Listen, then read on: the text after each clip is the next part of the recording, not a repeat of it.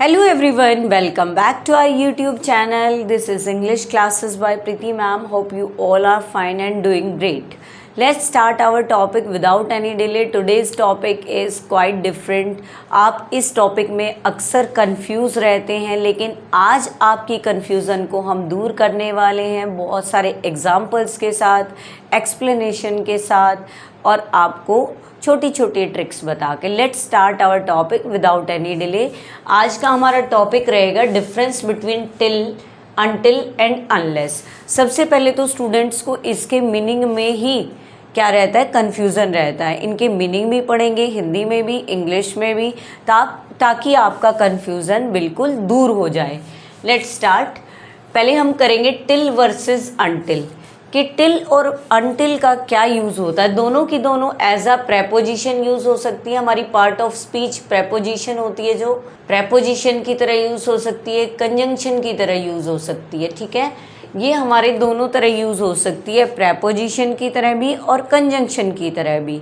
ठीक है, अब हम बात करते हैं टिल और अनटिल, ये कैसे यूज़ होते हैं। मीन्स द सेम थिंग, दोनों का मतलब एक ही है। टिल भी वही है और अनटिल भी वही है, लेकिन थोड़ा बहुत तो डिफरेंस होता ही है जब वर्ड अलग अलग हैं। एंड ऑफन इंटरचेंजेबल, और इनको इंटरचेंजेबल कर सकते हैं, यानी इसको बदला जा सकता है। टिल की जगह हम अनटिल यूज़ कर सकते हैं और अनटिल की जगह हम टिल यूज़ कर सकते हैं। इंटरचेंजेबल है ये। नेक्स्ट पॉइंट देखते हैं। Both refer to a point up to a specific time.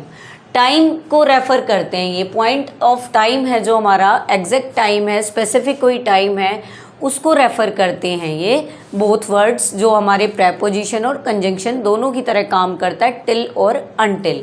अब इनका मीनिंग देखते हैं कि इनका मीनिंग क्या होता है। Up to the time that, कि समय के संदर्भ में बात की जाए, समय को रेफ़र किया जाए। और बिफोर अ पर्टिकुलर टाइम, या फिर कोई पर्टिकुलर टाइम हो, कुछ ख़त्म होने वाला हो उस तक, या कोई शुरू होने वाला हो जब तक, तो इनको समय के अकॉर्डिंग, टाइम के अकॉर्डिंग इसको रेफ़र किया जाता है। अब इसका हिंदी में मीनिंग देख लेंगे। जब तक या तक, कैसे भी यूज़ कर सकते हैं। जब तक कोई टाइम दे रखा है, जब तक या तक कोई टाइम दे रखा है। अब टिल और until, till is equal to until, ये मैंने बताया, टिल भी वही है और अनटिल भी वही है, लेकिन छोटा सा slight difference we have. Let's see. अब जो अनटिल है वो हमारा क्या है, फॉर्मल है। फॉर्मल मीन्स औपचारिक है। अनटिल क्या है हमारा, फॉर्मल है, औपचारिक है। या फिर हम बोल सकते हैं common in speech, when we speak, और जब हम बोलते हैं तो ये हमारा कॉमन वर्ड होता है अनटिल। एंड इनफॉर्मल राइटिंग में ये यूज़ होता है। इनफॉर्मल राइटिंग होती है जो, वो उसमें हमारा ये यूज़ होता है। तीन बातें बताई, it is formal, common in speech and informal right, use in informal right. अब let's see the example. We have 4 examples for you, ताकि कन्फ्यूज़न रहे ही ना। दोनों सेम है, आपको कुछ नहीं करना है, दोनों सेम है। टिल भी वही है, अनटिल भी वही है, और दोनों का मीनिंग है जब तक या तक। जब तक मीन्स कोई चीज़ ख़त्म होने तक, या कोई चीज़ शुरू होने तक, टाइम के अकॉर्डिंग है ये।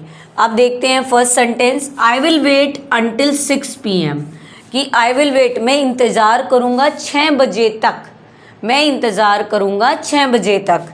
नेक्स्ट देखते हैं। She stayed in bed up to the time, she stayed in bed up to the time she felt better, कि वो क्या है, उस समय तक क्या है, बेड पे ही रहेगी जब तक वो बेटर फील नहीं कर लेती।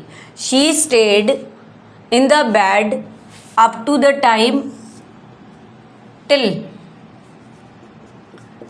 शी फेल्ट बेटर, या अनटिल भी बोल सकते हैं, अनटिल शी फेल्ट बेटर, जब तक वो क्या है, बेहतर महसूस ना करे ना, जब तक वो बेड पे ही रहेगी, यानी रेस्ट करेगी। अब टिल किसको शो कर रहा है, टाइम को शो कर रहा है। Next is wait till I come back, इंतज़ार करो, तब तक इंतज़ार करो जब तक मैं वापस आता हूँ या आती हूँ। Wait till I come back, कि इंतज़ार करो जब तक मैं वापस आता हूँ। Next is I didn't eat until 10 PM, कि मैंने खाना नहीं खाया कब तक, 10 बजे तक। देखना, अब जब तक दो ही वर्ड आपके सामने आएंगे। When you convert them in Hindi, translate them in Hindi, two things will be shown to you, दिखाई देगी आपको। क्या दिखाई देगी? एक है जब तक और एक है तक, बस कोई टाइम तक, कोई टाइम दे रखा है। तो आज ये हमने पढ़ लिया टिल और अनटिल, इसमें कोई डिफरेंस नहीं है, छोटा सा एक डिफरेंस है वो मैंने आपको बताया। फॉर्मल है, कॉमन इन स्पीच है, इनफॉर्मल राइटिंग में यूज़ होता है, लेकिन बिल्कुल दोनों वर्ड क्या है, वही कहते हैं ना कई बारी सेम पर्सन हो, एक को छिपा दे तो पता ना चले दूसरा कौन सा है, तो वैसे ही है टिल और अनटिल। अगर हम एक को यूज़ कर ले ना, दूसरे को यूज़ कर ले तो कोई प्रॉब्लम नहीं है, कोई मिस्टेक नहीं होगी। इसको यूज़ कर लें तो कोई प्रॉब्लम नहीं, इसको यूज़ कर लें तो कोई प्रॉब्लम नहीं। अभी हमने टिल और अनटिल पढ़ा, अब हम पढ़ेंगे अनलेस। अनलेस क्या होता है? अनलेस हमेशा जब तक नहीं या यदि नहीं, it means it's a negative word, negative के लिए यूज़ किया जाता है, नेगेटिव दिखाने के लिए। और अगर अनलेस आ जाता है तो आप नेगेटिव वर्ड यूज़ नहीं करेंगे, नोट का यूज़ नहीं करेंगे, अनलेस ऑलरेडी नेगेटिव है। और इसका मतलब इंग्लिश में होगा एक्सेप्ट इट, इफ़, अगर, यदि नहीं, ठीक है ना। एक्सेप्ट होता है स्वीकार करना। और यूज़ फॉर कंडीशन, इसको किसके लिए यूज़ किया जाता है? कंडीशन के लिए यूज़ किया जाता है। किसके लिए? कंडीशन के लिए यूज़ होता है। And the sentence is negative implication, और हमेशा सेंटेंस क्या शो करता है? नेगेटिव शो करता है। अब अनलेस हमारा क्या है? कौन सा पार्ट ऑफ स्पीच है?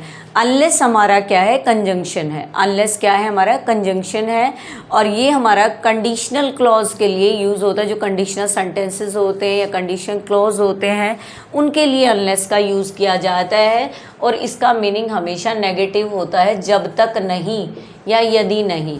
अब meaning in English is use to say that something will happen, कि भाई इसके लिए यूज़ किया जाता है कि कुछ होगा, only if another thing doesn't happen, लेकिन हो ना, ठीक है। ऐसा लगता है कुछ होगा लेकिन होता नहीं है एक्चुअल में, वही है नेगेटिव मीनिंग ये देगा। आपको ज़्यादा इसको टेंशन लेने की ज़रूरत नहीं है, आप सिर्फ इतना ही मीनिंग याद रखेंगे, जब तक नहीं या यदि नहीं, नेगेटिव मीनिंग ही ये देगा। अब बात करते हैं इसकी, एक छोटी सी ट्रिक है। अनलेस का मीनिंग ही होता है इफ़ नॉट, यदि नहीं, यदि नहीं यानी कुछ होना है, सही होना है, लेकिन ऐसा नहीं है, ठीक है। अनलेस, अनलेस मीन्स नेगेटिव होता है, जब तक नहीं। अब है हमारा, देखो एग्जाम्पल्स देखते हैं, एग्जाम्पल से और क्लियर हो जाएगा ये। We have 4 examples for unless. First one is I won't go unless it stops raining, मैं जाऊंगा नहीं जब तक बारिश नहीं रुकेगी। अगर बारिश नहीं रुकती है तो मैं नहीं जाऊंगा, कंडीशन है ये। अगर बारिश नहीं रुकती है तो मैं नहीं जाऊंगा, अनलेस यहाँ शो कर रहे हैं condition. Next sentence, you can't enter unless you have a ticket, कि तुम एंटर नहीं कर सकते आपके पास अगर टिकट ना हो तो। यदि आपके पास टिकट नहीं है तो आप एंटर नहीं कर सकते, तो अनलेस फिर से वही है। नेक्स्ट सेंटेंस नेगेटिव को शो कर रहा है ये भी, you won't succeed unless you work hard, आप क्या है? वोंट सक्सीड, आपको सफलता नहीं मिलेगी जब तक आप मेहनत नहीं करोगे। जब तक आप मेहनत नहीं करते हो तब तक आपको क्या नहीं मिलती? सफलता नहीं मिल सकती या नहीं मिलेगी, नहीं मिलेगी है। वोंट है, वोंट किसकी शॉर्ट फॉर्म होती है? विल नॉट की। विल नॉट की शॉर्ट फॉर्म क्या होती है? वोंट होती है, कॉन्ट्रैक्शन भी बोला जाता है इसको। Next sentence, last sentence of the day is I won't go unless he invites me, मैं बिल्कुल नहीं जाऊंगा जब तक वो मुझे इनवाइट नहीं करता। कई बार कहते हैं ना, जब तक मुझे खुद इनविटेशन नहीं देता मैं नहीं आऊँगा, तो you can use this sentence, I won't go unless he invites me, कि जब तक वो मुझे इनविटेशन नहीं देता जब तक मैं नहीं जाऊंगा। मोस्ट ऑफ द सेंटेंसेस जो हमारे कंडीशनल सेंटेंसेस होते हैं उनके लिए ये यूज़ किया जाता है।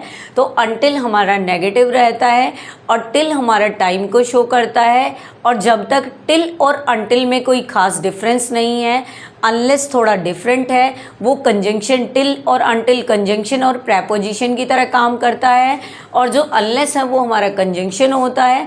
तो आज हमने दोनों का डिफरेंस पढ़ा, टिल और अनटिल, और अनलेस के बारे में पढ़ा, सबका डिफरेंस पढ़ा।